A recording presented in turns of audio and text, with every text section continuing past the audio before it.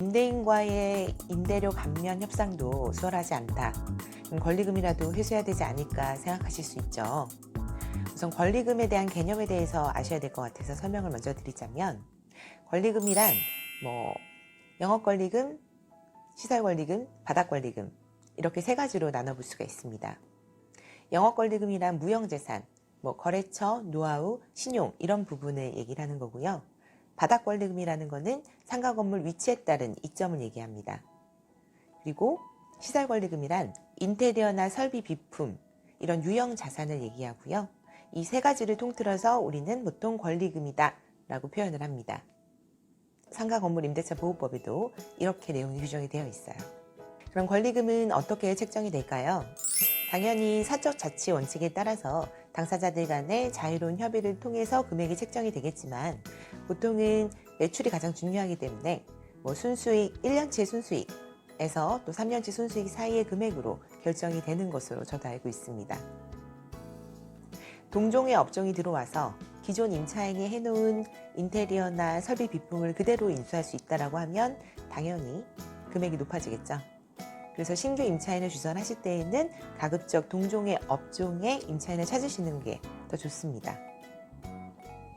또 전 세입자에게 권리금을 이미 지급하고 들어간 자리다라고 하면 그 권리시설 양수도 계약서를 버리지 마시고 꼭 보관을 하시고요. 또 임대차 기간 중 추가 인테리어를 하거나 시설을 수리하고 개량했다, 이런 곳에 돈을 썼다라고 하면 그런 지출을 증빙할 수 있는 세금 계산서나 영수증, 또 견적서 같은 거를 보관해 두시는 것이 좋습니다. 또 매출 확인을 위한 또 포스 자료를 준비해 두시는 게 좋아요. 이렇게 힘들게 신규 임차인을 찾았다. 나에게 예를 들어 권리금 1억을 주는 신규 임차인을 찾았다. 그럼 바로 1억을 우리가 인정받을 수 있을까요? 꼭 그런 건 아닙니다. 이 권리금 회수기에 방해 손해배상 청구 소송이 시작이 되면 신규 임차인으로부터 회수할 수 있었던 권리 금액과 법원이 지정한 감정평가사가 인정한 권리 금액 중 낮은 금액이 인정되게 되는데요. 예를 들어서 신규 임차인으로부터 내가 1억 원을 받기로 했다.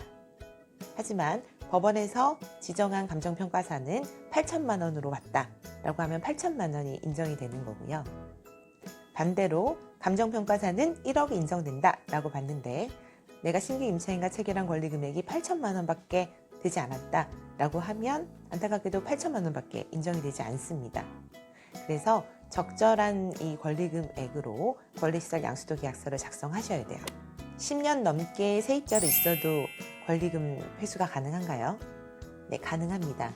이 부분은 법원과 법무부에서 이미 정리가 됐고요. 10년이든 20년이든 갱신 요구가 있든 없든 권리금 회수를 하실 수가 있고, 이 권리금 회수를 임대인이 방해했을 때에는 당연히 손해배상을 해주셔야 됩니다.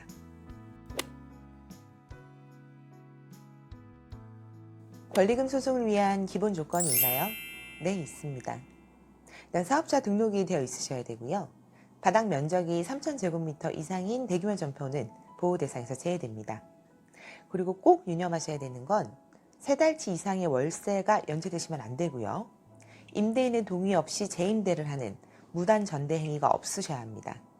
실제 상담자분께서 임차인을 찾아서 권리금 계약까지 체결을 하셨는데 월세가 5달 이상 연체가 되셨던 사안이라 권리금 회수가 어렵다라고 설명을 드렸습니다. 또 주선 기간이 있습니다. 임대차 계약 종료일로부터 역산해서 6개월 사이에 신규 임차인을 주선을 하셔야 돼요. 이렇게 주선을 했는데 임대인이 정당한 사유 없이 신규 임차인과는 임대차 계약을 체결하지 않겠다라고 하면 권리금 회수기에 방해가 되는 거죠. 이때 정당한 사유에 대한 해석이 굉장히 중요합니다. 임대인이 직접 쓸 테니까 나가라. 정당한 사유가 될까요?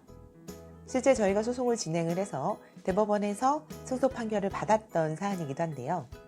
임대인이 직접 쓰기 위한 목적으로 신규 임차인을 받지 않겠다는 것은 상가임대차 보호법이 정한 취지에 맞지 않기 때문에 권리금 회수기의 방해로 인정이 됐습니다. 또 임대인이 주변 상가 건물의 차임이나 보증금 이런 것들에 비해서 현저히 높은 보증금과 월세를 요구하는 바람에 신규 임차인이 임대차 계약을 체결할 수가 없었고 그것 때문에 권리금 계약이 파기가 된 것이다 라고 한다면 역시 권리금 회수기의 방해행위로 인정이 됩니다.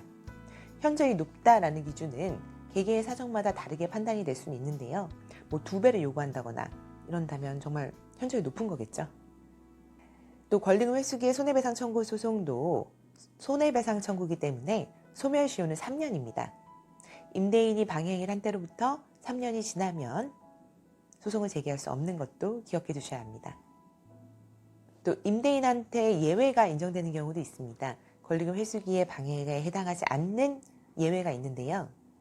해당 건물을 1년 6개월 이상 비영리 목적으로 둔 경우, 또 임대차 계약 체결 당시부터 공사 시기, 소요 기간 이런 것들을 포함한 철거, 재건축 계획을 임차인에게 구체적으로 고지한 다음에 임대차 계약을 체결했었다라는 사실을 입증할 수 있는 경우, 그리고 건물이 노후 훼손 또 일부 멸실돼서 안전사고의 우려가 있는 경우에는 기존 임차인이 신규 임차인을 데려오더라도 임대차 계약을 거부할 수 있고, 거부한다 하더라도 방해행위로 인정이 되지 않습니다. 권리금 회수 진행 절차는 어떻게 될까요? 일단 신규 임차인을 찾으셔야 되니까 주변 공인중개사 사무실이나 이런 곳에 물건을 내놓으셔야겠죠. 그리고 신규 임차인과 권리금 계약서를 작성하시게 됩니다. 권리금 계약서를 작성하실 때에는 허위 임차인이 아니다 라는 것을 입증하기 위해서 공인중개사에 입회하에 하시는 게 더 정확하고요. 계약금을 계좌로 받아두시기를 추천드립니다. 신규 임차인을 찾은 다음 제가 아까 주선기간에 반드시 주선해야 하는 게 원칙이다 라고 말씀을 드렸는데 임대차 계약 종료일로부터 역산해서 6개월 사이 이 주선기간 동안 신규 임차인을 주선을 하는 거죠. 내가 이런 임차인을 찾았고 권리금 계약을 체결했으니 이분과 임대차 계약을 체결해 주세요 라는 내용을 임대인에게 보내는 것을 우리가 주선이라고 하고요. 그리고 나서 임대인의 답변이 오겠죠. 오케이 아니면 또 거부. 거부한다라고 하면 거부 사유가 중요하게 되겠죠. 이렇게 왔다 갔다 내용 증명을 하면서 임대인이 정말 그 해당 임차인과 임대차 계약을 하고 싶진 않다. 하지만 정당한 사유가 있지 않다라고 한다면 합의에 이를 가능성이 높고요. 실제 권리금 소송에 있어서 소재기 전에 합의에 이르는 경우가 굉장히 많습니다. 하지만 합의가 되지 않았다라고 하면 결국에 소송으로 가야 되고요. 소송이 시작이 되면 소송에도 조정이라는 제도가 있습니다. 법원에서 분쟁을 빠르게 해결하기 위해서 서로 양보해서 조정을 하게 되는데요. 조정을 하게 되면 판결과 동일한 효력이 있어서 강제 집행도 하실 수가 있습니다. 조정에도 이르지 못했다라고 해서 판결이 결국에 선고가 되면요. 상대방이 항소를 한다 하더라도 1심 판결 선고만으로 인정된 권리금을 추심해 올 수 있습니다. 이거 우리가 가집행위라고 하고요. 가집행위라는 건 결국 주머니에 돈을 넣을 수 있다라고 생각하시면 됩니다. 소송 기간은 평균적으로 8개월, 10개월 정도 걸리는 것 같고요. 소송 중에 조기 조정이 된다라고 하면 4, 5개월 만에 끝나는 경우들도 있습니다. 소장이 접수되면 한 달 안에 상대방은 답변서를 제출해야 되고요. 상대방 변호사가 이를 반박하는 준비 서면을 제출을 하면 그 뒤에 1회 재판 기일이 열리게 됩니다. 소장 접수하고 1회 재판 기일이 열릴 때까지 보통 2, 3개월이 소요된다라고 생각하시면 되고요. 1회 재판, 또 2회 재판, 3회 재판 이렇게 계속 속행이 되면서 이 각 재판은 한 달에서 한 달 반 간격으로 잡히게 돼요. 이렇게 충분한 심리가 이루어지고 나서 결심이 되고 판결 선고일은 2주 뒤에 잡히게 됩니다. 임대인으로부터 먼저 명도 소송이 들어왔어요. 권리금 회수할 수 있나요? 네, 해당 소송에 반소를 제기해서 하나의 재판부로부터 하나의 판결로 받을 수가 있습니다. 즉, 그 판결에는 임차인은 임대인에게 언제까지 이 건물을 명도를 하고 반대로 임대인은 임차인에게 언제까지 얼마를 배상해라 라는 내용이 하나의 판결로 선고가 되고요. 각각 강제 집행을 하실 수가 있습니다. 권리금 소송에서 승소하게 되면 제가 지출했던 소송 비용을 회수할 수 있나요? 네, 소송 비용 확정 절차를 통해서 회수하실 수가 있습니다. 법원에 납부한 인지 송달료, 또 강제 집행 비용, 또 변호사 보수는 대법원 규칙에서 정하는 상한이 있어서 그 상한 한도 내에서 회수하실 수가 있습니다. 예를 들어 회수할 수 있었던 권리 금액이 1억이고 판결에서도 1억이 전부 인정이 됐다라고 하면 상대방에게 청구할 수 있는 변호사 보수의 최대 한도는 740만 원입니다. 오늘은 임차인의 차임 감액 청구권과 그리고 권리금 회수에 대해서 자주 묻는 질문들에 대한 Q&A 시간을 가져봤는데요. 네, 도움이 되셨으면 좋겠습니다. 감사합니다.